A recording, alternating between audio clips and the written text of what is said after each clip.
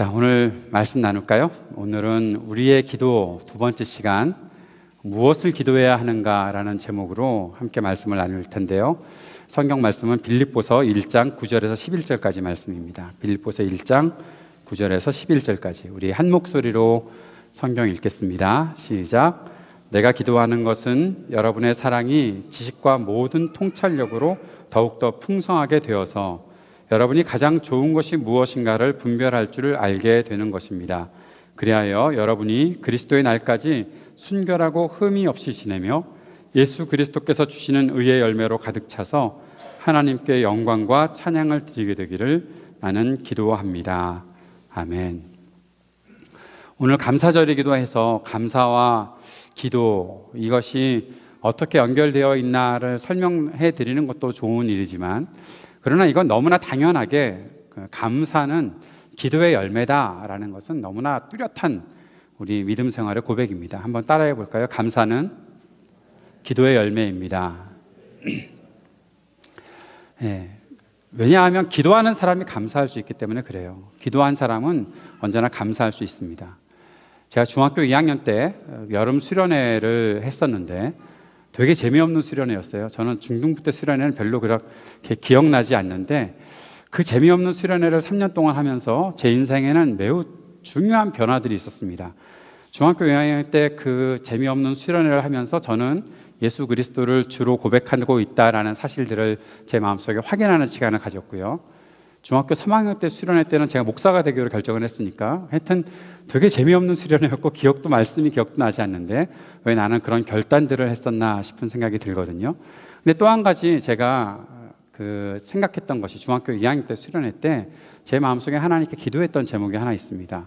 강사 목사님께서 무슨 말씀을 하셨는지 잘 기억 안 나는데 한 가지 말씀하셨던 것이 기억나요. 너희들 지금부터 배우자를 위해서 기도해야 된다. 그 이야기를 듣는 고등학교 3학년 형들이야 그게 가까워 왔으니까 좀 실감이 날지 모르겠지만, 중학교 2학년인 저한테, 아니 중학교 2학년짜리한테 배우자를 위해서 기도하라고 하나, 왜 그렇게 얘기를 하나 싶은 마음이 들어서 기도를 하려고 하는데 생각이 안 나잖아요. 제가 그 당시까지만 해도 순진해서 이성에게 관심이 있었던 것도 아니고 그냥 아주 꼿꼿하게 모쏠로서 잘 살고 있었는데, 갑작스럽게 배우자를 위해서 기도를 해? 그러다가 머릿속에 한 가지 생각이 들었어요. 26살 때 결혼했으면 좋겠습니다, 주님. 제가 26살 때 26살 때 결혼하면 참 좋겠습니다 라고 기도를 드렸어요. 그리고 나서 그 기도를 새카맣게 잊어버리고 있었어요. 1993년 5월 28일 날 제가 제 아내를 처음으로 만나고요. 그리고 그해 11월 18일 날 결혼을 했는데, 그때가 저한테는 26살이 되는 해였습니다. 결혼식 때 생각이 났어요. 결혼식 하는 날 아침에 나 26살인데 벌써 결혼을 하네. 그런데 그때 생각난 게, 내가 중학교 2학년 때 기도했던 게 생각이 나는 거예요. 중학교 2학년이 몇 살입니까? 14살, 한국 나이로 14살 정도 됐을까요? 그리고 나서 12년 동안 저는 한 번도 그 생각을 못하고 있었는데, 하나님은 제가 기도했던 것을 들어주셨다는 생각이 들었어요. 그래서 얼마나 감사한지, 오늘이, 그래서 제가 25년 후에 50주년 되면 여러분께 발표할게요. 그런데 오늘이 바로 25년 되는 날이기도 합니다. 제 아내한테 여러분 감사의 박수를 한번 보내주시면, 이 어려운 사람과 같이 살아줘서 얼마나 감사한지. 제가 예배 시간에 다른 사람한테 박수 보내는 거, 그런 거 싫어하는데 오늘만큼은 여러분 한 번만 양해해 주시길 바랍니다.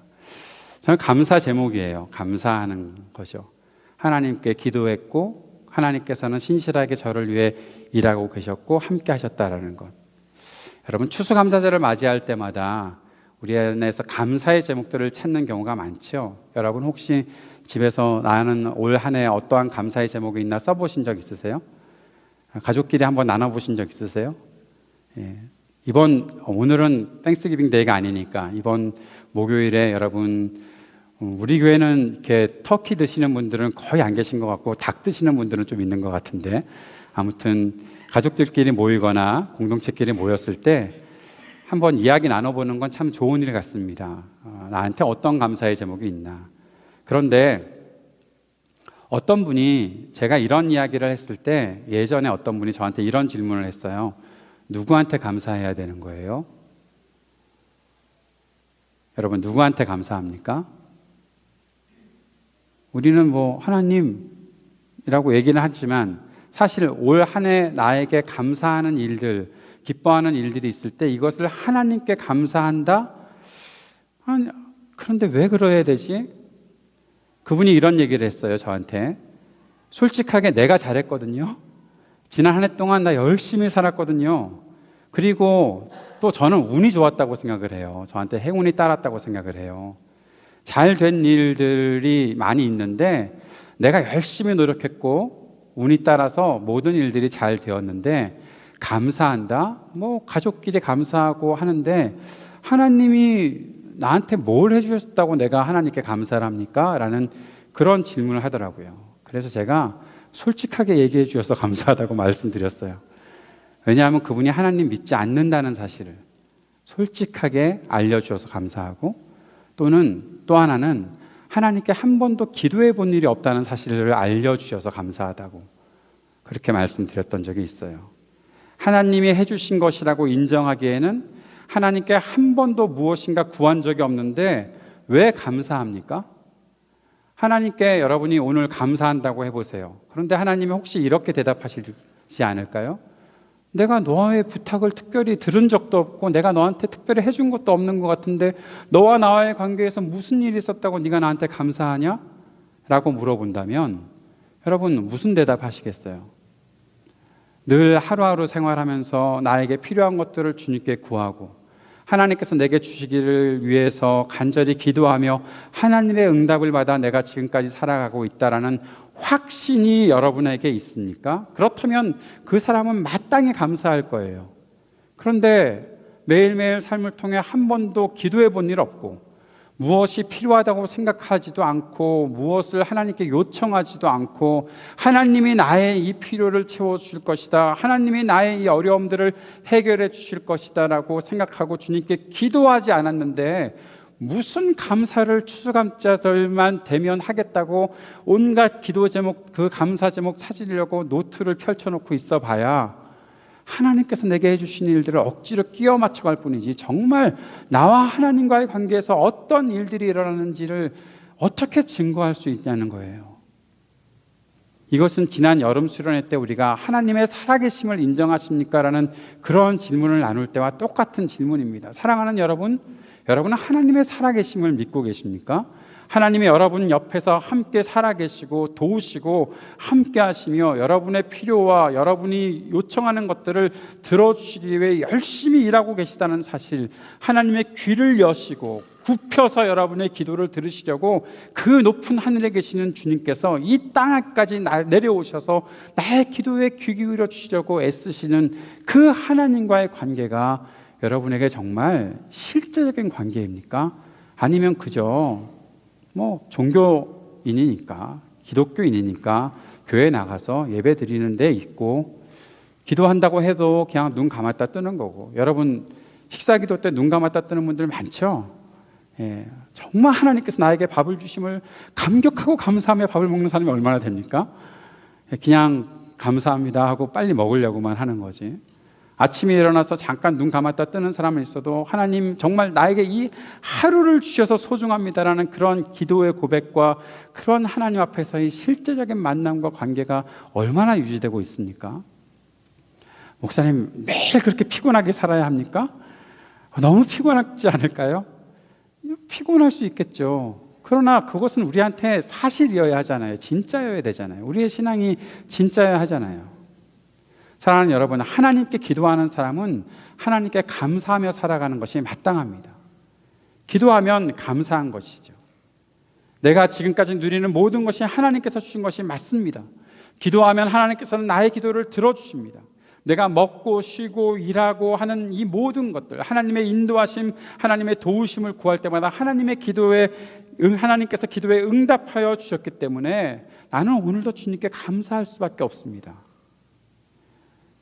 내가 열심히 일해서 돈을 벌어서 라면 하나 사 먹을 수 있는 돈이 생겨서 라면 하나 사 먹어도 하나님이 나에게 일하게 하셨고 하나님이 나에게 돈을 벌게 하셨고 배고프지 않게 하시려고 라면을 주셨기 때문에 감사하는 거예요. 제가 예전에 한번 그런 말씀 드렸던 적이 있어요. 제 지갑에서 돈을 꺼내서 내가 짜장면을 한 그릇 사 먹어도 내가 하나님께 기도하며 살아갔던 것 때문에 하나님께서 내게 주신 것이어서 그게 감사한 거예요. 내 돈으로 사 먹었으니까 뭐 하나님께 특별히 감사할 일 없네. 내가 그냥 먹고 싶은 거 먹는데 뭘 그렇게 감사를 해? 내 아내에게 감사해야지. 내 아내가 차려줬으니까 그게 감사하면 감사했지. 그렇게 우리의 삶에서 하나님과의 관계가 멀어지는 것, 하나님께서 과연 원하실까요? 하나님은 우리의 기도에 응답하시는 분이십니다. 하나님은 우리의 기도에 항상 신실하게 응답하십니다. 그런데 우리가 지난주에 공부했던 것처럼 기도는 내가 원하는 것을 구하는 수단만은 아니라고 말씀드렸었어요. 기도는 무엇이라고 말씀드렸나요? 하나님과의 소통입니다. 기도는 하나님과 소통하는 것입니다. 그래서 하나님과 소통하는 사람, 하나님과 소통하고 교제하면 하나님의 마음을 알게 되는 거예요. 하나님과 소통하면서 하나님을 알게 되는 거예요. 나를 알게 될 뿐만 아니라 하나님을 알게 되는 거예요. 그래서 우리가 하나님의 마음을 알게 되면 우리의 기도의 내용이 점점 바뀌게 되는 것을 경험할 수 있다라고 지난주에 말씀드렸었죠. 한 가지 예를 들어드릴까요? 저희 어머니는 평생 딱 두 가지 기도하셨어요. 큰아들 잘 되게 해주세요. 작은아들 잘 되게 해주세요. 우리 어머니의 기도는 변함없었어요. 큰아들 잘 되게 해달라고, 작은아들 잘 되게 해달라고. 왜 남편을 위해서는 기도 안 하시는지 잘 모르겠는데 아무튼 큰아들, 작은아들 두 사람 잘 되는 것이 우리 어머니의 기도였어요. 그래서 매일 새벽마다 교회에 가시면 그 기도를 늘 드리셨어요. 그런데 중요한 것은 교회에 가서 새벽 예배를 드리면서 그 기도를 드렸다는 거죠. 그러다가 목사님의 기도를 듣게 되었어요. 교회가 많은 사람들이 전도되어서 예수 믿게 해달라는 그러한 기도를 간절히 드리고 계시는 목사님의 기도 제목을 알게 됐던 거죠. 우리 어머니의 기도 제목이 어느 순간 바뀌기 시작했어요. 큰아들, 작은아들에서 우리 교회가 많은 사람들이 전도해서 올 수 있는 교회가 되게 해주세요라는 그런 기도로 바뀌게 되고, 그 기도를 들으시는 우리 어머니의 삶이 조금씩 바뀌었는데 무엇이 바뀌었나 하면 우리 어머니가 계시는 곳 주변의 사람들에게 예수님을 전하기를 시작하셨어요. 우리 어머니 전도 못 하시는 분이세요. 저한테 진영아 전도 폭발 좀 가르쳐줘. 그러면 제가 돈을 내시면 가르쳐 드릴게요. 그렇게 말하는 사람이거든요. 뭔데 내가 뭐 어떻게 가르쳐 주겠어요. 안 가르쳐 드리려고 그러는 것이. 사형리로 뭐 전도한다면서 가르쳐 줘. 사형리에서 읽어보시면 돼요. 그냥 하시면 돼요. 뭐 그렇게 했지. 그러니까 아들한테도 전도할 것을 못 배우시니까 그냥 사람들의 전화번호를 입력해 놓고, 입력이 아니죠. 다 써놓고 사람 이름을 써놓고 그 사람들을 위해서 기도하기 시작하시는 거예요. 그리고 때마다 토요일이 되면 자기가 전화번호 적고 이름 적었던 사람들한테 하나하나 전화 걸어서 또 찾아다니면서 교회 가자고, 내일 주일인데 교회 가자고. 그렇게 하셔서 우리 어머니 수첩에 써있던 사람의 이름이 600명이었고요. 그리고 그 중에 300명이 교회를 한 번씩 왔다 갔었고요. 그 중에 100몇 명이 교회에 등록하고 다니기를 시작했대요. 그런 일들이 3년 연속돼서 저희 어머니가 전도 왕으로 막 교회에서 선물도 받고 막 그러셨던 적이 있었어요. 재밌죠? 우리 교회도 한번 해볼까요? 그런데 그게 문제가 아니라 제가 말씀드리는 것은 자식들만 위해서 기도했던 우리 어머니의 기도의 제목들이 바뀌고 무엇인가 다른 세계를 위해서 살고 계시는 모습으로 바뀐다는 거죠. 사랑하는 여러분, 하나님과 소통하면 내가 원하는 것만 가지고서 기도할 수가 없어요. 하나님의 마음을 자꾸 알아가기 때문에 그런 거예요. 내가 오늘 우리 애들 잘 되게 해주세요라고 간절히 기도하지만 그렇게 하나님과 기도하며 소통하다 보면 하나님의 마음을 알게 돼서 조금씩 기도의 영역이 넓혀져 가요. 하나님께서 생각나게 하시는 누군가를 위해 기도할 수 있고, 교회를 위해 기도할 수 있고, 우리 교회에 나오다 보면 IT가 어떤 나라에 도대체 IT 한 번도 가보지 않았는데 IT를 위해 기도하게 되고, 또 다른 우리 형제 자매들, 이 땅에 있는 교회들을 위해 함께 기도하게 되고, 이 나라와 미국과 우리 조국을 위해서 기도하게 되고, 계속해서 기도하는 그러한 기도의 제목들로 우리의 마음이 바뀌어진다는 사실이에요. 어떻게 되기 때문에? 하나님과 소통하고 교제하기 때문에 그렇다는 거죠. 오늘 우리는 그렇게 기도하는 사도 바울의 기도의 모습들을 보게 됩니다. 사도 바울은 빌립보 교회를 위해서 기도하고 있습니다. 우리는 사도 바울의 이 기도를 통해서 교회와 그리스도인들을 위한 기도에 어떤 내용이 담겨 있는지를 보게 되는 거죠. 우리가 교회 위에 기도해야 하잖아요. 여러분 교회 위에 기도하시죠? 갑자기 쑥 들어오니까 어떻게 대답할지 모르겠어요. 물어보겠습니다. 여러분 매일매일 교회를 위해서 기도하시죠?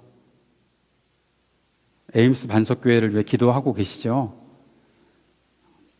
이분들을 어떻게 믿고서 내가 목회를 해야 하는지 모르겠지만 아무튼 여러분, 우리 청년 여러분, 에임스 반석교회를 위해서 매일매일 기도하시죠?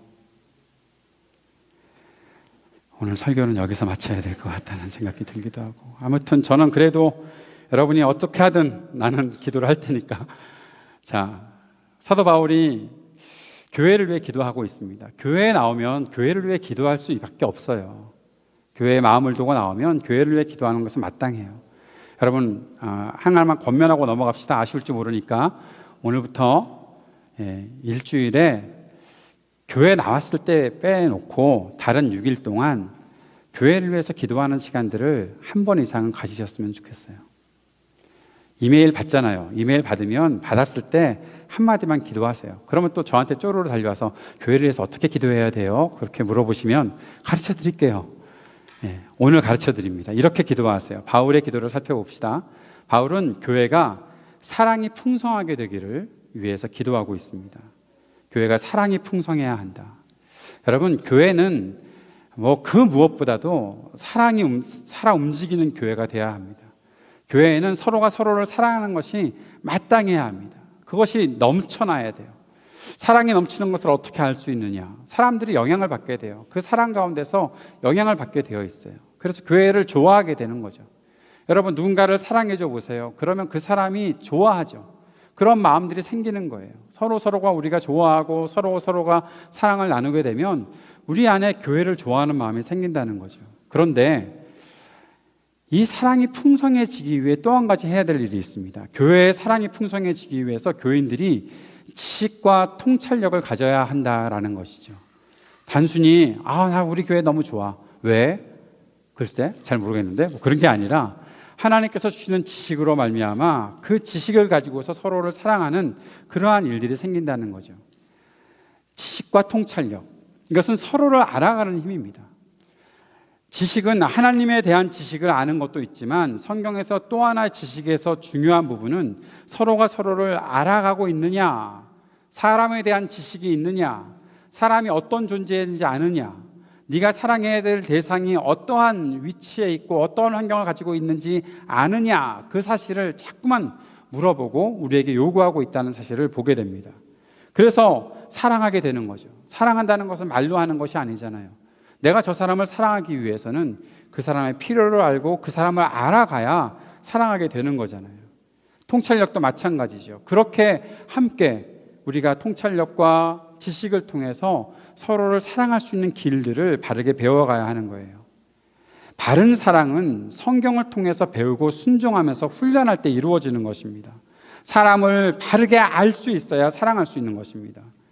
나이가 들고 내가 경험이 많은데, 내가 사람들 많이 아는데 사랑할 수 있어. 아니요, 그렇지 않아요. 사람들 많이 아는 것과 내가 진심으로 사람들을 사랑할 수 있느냐는 다른 차원의 일이에요. 나이가 들고 경험이 많았다고 해서 사랑할 수 있는 지식을 갖게 되는 거 아니에요.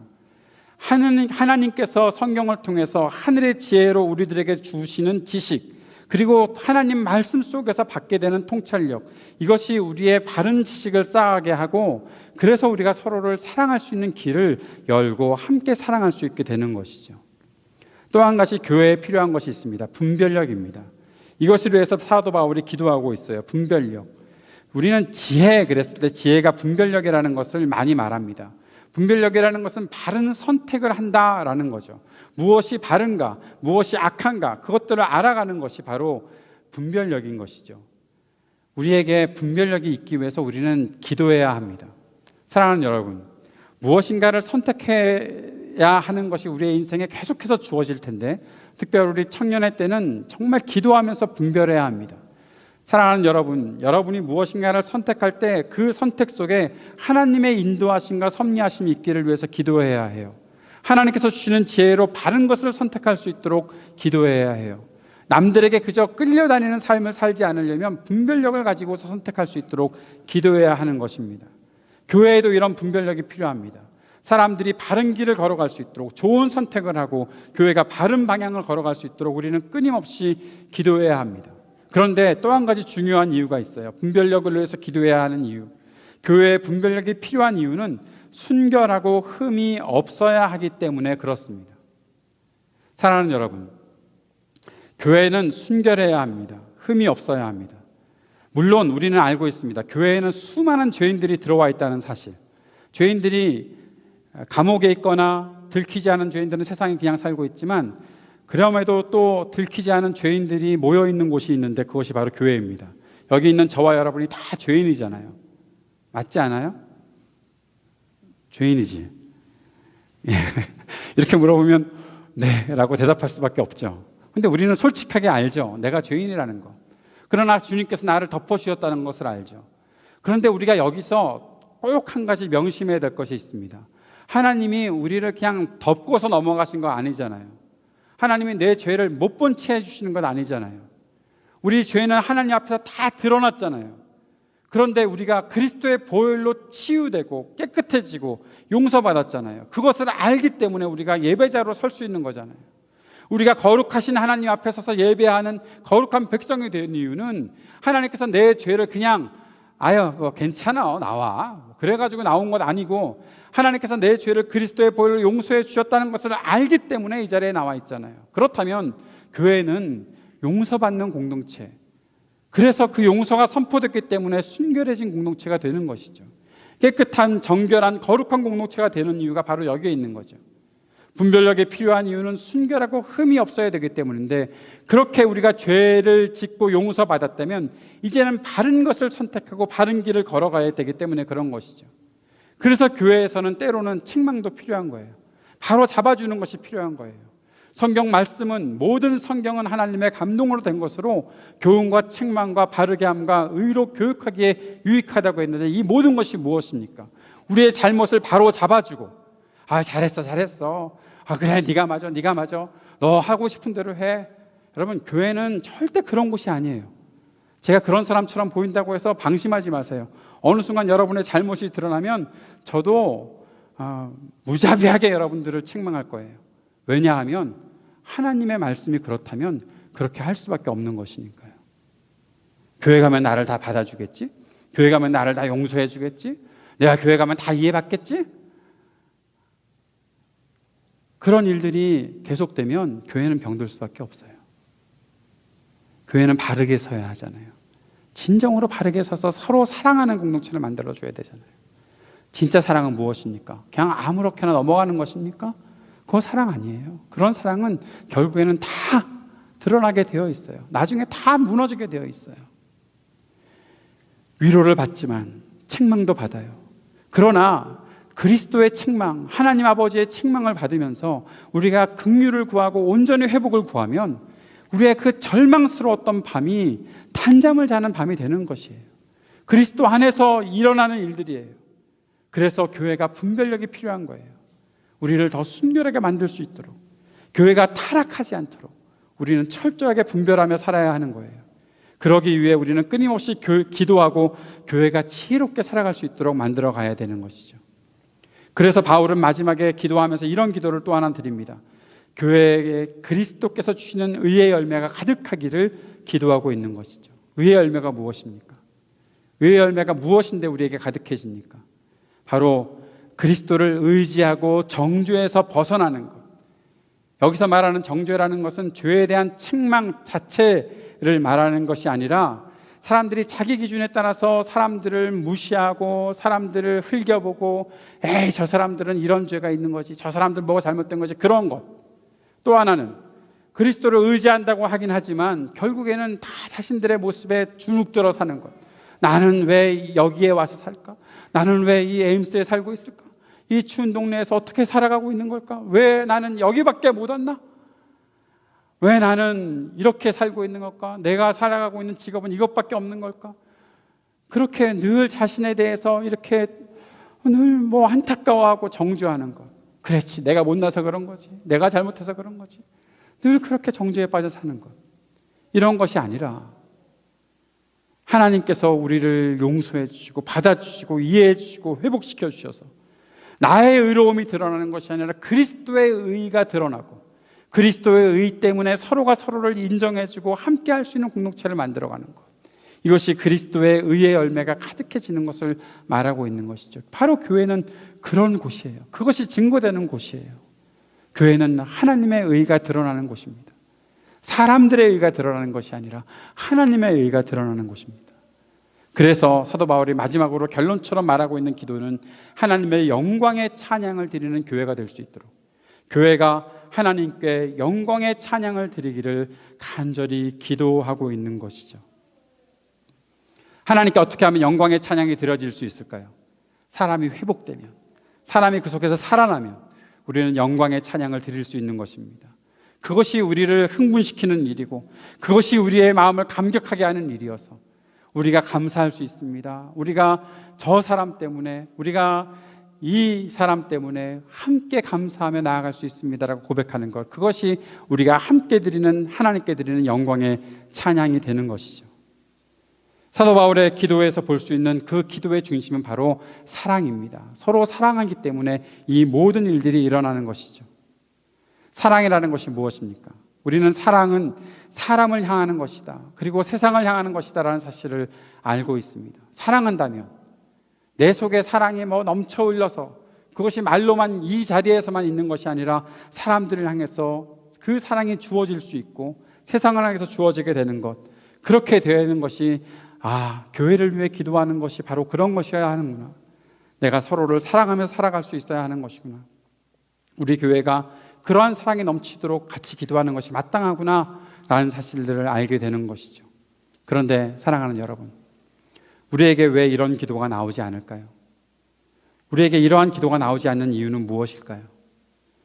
우리는 맨날 나 자신 먹고 싶은 것 위해서 기도하고, 나 자신 오늘 하루 어떻게 버텨낼까 위해서 기도하고, 내가 배고프다고, 내가 돈을 벌어야 되겠다고, 내가 공부를 잘해야 되겠다고 기도하는데 왜 교회를 위해서, 서로를 위해서 이러한 기도, 지혜와 분별력과 사랑과 의의 열매와 이 놀라운 기도를 우리는 왜 담아낼 수가 없을까요? 한 가지 원인을 말한다면 우리 안에 사람을 사랑하고자 하는 마음이 없기 때문에 그렇습니다. 사람을 사랑하기 위해서 사는 것, 이것은 헌신이거든요. 내가 가지고 있는 어떠한 고집, 내가 갖고 있는 욕심 다 내려놓고 사람을 사랑하기 위해 헌신하는 것이거든요. 그것이 교회를 통해서 확인이 되고, 그것이 말씀을 배우면서 확인이 되고, 그것이 우리 속에 이렇게 살아가는 것이 하나님이 나를 이 땅에 보내신 이유구나라는 사실을 알게 된다면 이러한 기도가 나오는 것이 마땅한데도 불구하고 우리는 그렇게 기도하지 않아요. 그것은 우리 안에 사람을 사랑하고자 하는 마음이 없기 때문에 그런 것이죠. 사람들을 위해 기도하는 마음 없습니다. 교회를 위해 기도하는 것도 우리 안에 익숙하지가 않습니다. 다 나 자신만 바라보고 있기 때문에 그런 것입니다. 우리에게 사랑을 막는 것이 무엇일까요? 한 가지 오늘 꼭 짚고 넘어갑시다. 우리가 왜 이 사랑을 실현해내지 못할까요? 중요한 원인은, 우리의 사랑을 막는 것은 무지함이고 게으름입니다. 무지하기 때문에 그렇습니다. 사람들이 내가 원하는 대로 해주기를 바라고 있지만 내가 사람들을 위해서 사랑하고 사람들을 섬기고 온전하게 하나님의 사람이 될 수 있도록 열심히 옆에서 섬겨주는 일들 별로 관심 없습니다.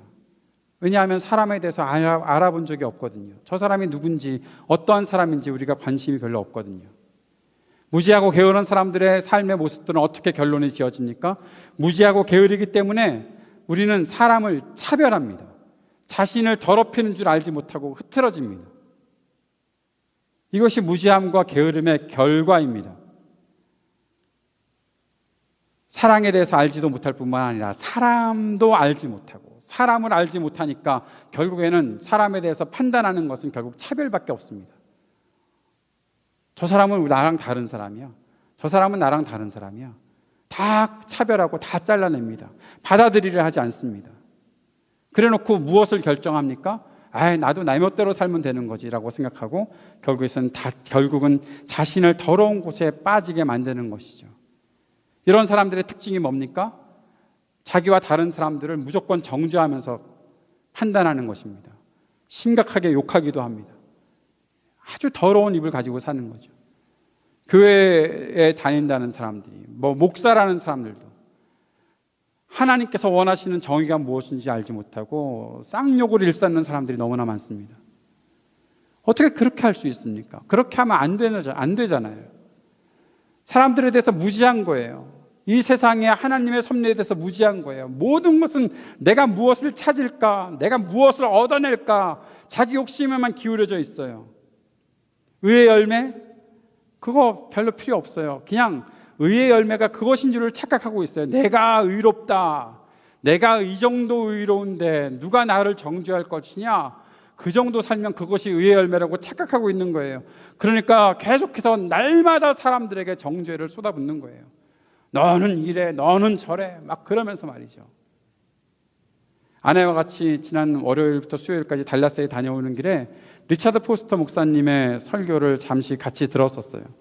근데 리차드 포스터 목사님이 그런 말씀을 하시더라고요. 사람들은 온갖 것을 가지고 정죄하고 있다.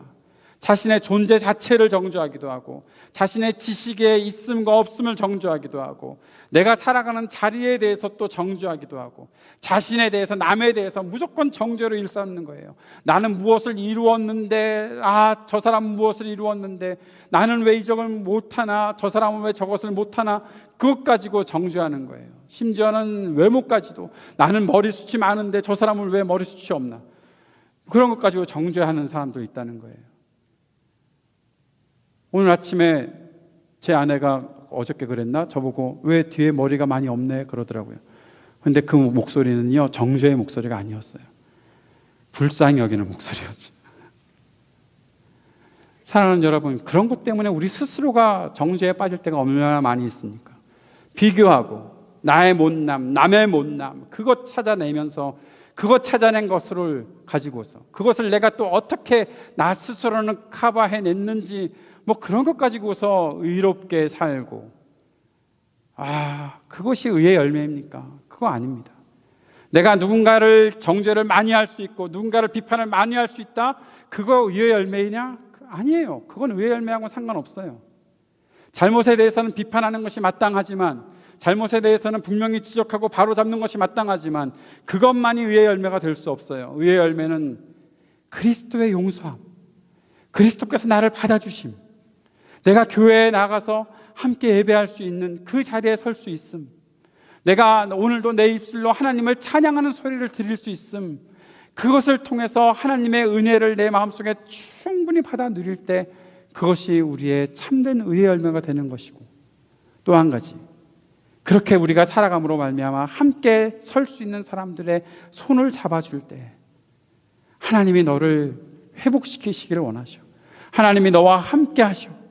같이 일어서자라고 같이 용기를 북돋아주고 일으켜 세워줄 때 세상으로부터 차별받고 소외당하는 모든 사람들이 교회에 와서 함께 손잡고 일어날 수 있을 때 그것이 진정한 의의 열매가 되는 것이죠.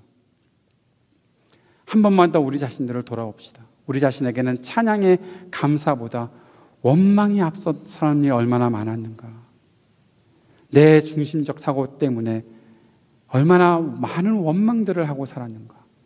남들을 정죄하고 나 자신을 정죄하는 것 같이, 그래서 내가 뭔가 좀 의로운 것처럼 보였지만 결국에는 그 모든 것 때문에 원망에 빠져 살았던 때가 얼마나 많았는가. 우리는 다시 한번 우리 자신들을 돌아보아야 하겠죠. 사랑하는 여러분, 이렇게 우리가 삶에도 불구하고 주님께서는 우리가 하나님의 영광의 찬송을 부를 수 있도록 인도해 주고 계십니다. 지금도 그 일을 위해, 우리를 위해 열심히 일하고 계십니다. 그래서 주님께서는 우리들에게 기도를 가르쳐 주셨던 거예요. 기도할 수 있도록 해 주신 거예요. 여러분, 우리 모두가 기도할 수 있게 되기를 바랍니다. 조금 전에 말씀드렸던 것처럼 우리의 무지함과 게으름들이 다 물러갈 수 있도록, 우리의 차별과 정죄함들이 다 씻어질 수 있도록 기도할 수 있게 되기를 바랍니다. 주님께서 가르쳐 주신 그 기도 속으로 들어가서 하나님 앞에 함께 기도함으로 기도하는 사람이 누리는 기쁨의 약속을 우리가 확인하고 기도하는 사람으로 설 수 있게 되기를 바랍니다. 그래서 우리 안에 더 많은 감사의 고백들이 넘쳐날 수 있게 되기를 바랍니다. 내가 기도한 것에 하나님께서 성실하게 역사하셨습니다. 그 고백을 가지고 주님 앞에 감사의 고백을 드리는 우리가 되기를 바랍니다. 우리에게 하나님의 마음을 품는 기도의 삶이 지속될 수 있기를 간절히 축복합니다. 기도하겠습니다. 사랑하는 주님, 오늘도 우리에게 말씀하여 주신 주님의 은혜와 사랑을 감사합니다. 그리고 주님 앞에 기도하며 우리의 기도의 영역이, 우리의 기도의 삶이 더욱더 견고해져서 하나님 앞에 진정한 감사의 고백을 날마다 드릴 수 있는 우리 모두가 될 수 있도록 주님 역사해 주옵소서. 감사와 찬양을 주님께 올려드리며 예수님 이름으로 기도드립니다. 아멘.